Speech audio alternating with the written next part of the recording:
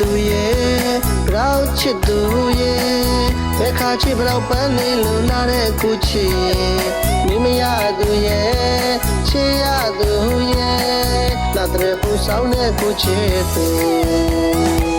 ဒီကြမ်းမှသူရှင်နဲ့ပြောဖို့ရှောက်လေမယ်တော့ပန်းလို့လာတဲ့ကိုချစ်ရဲ့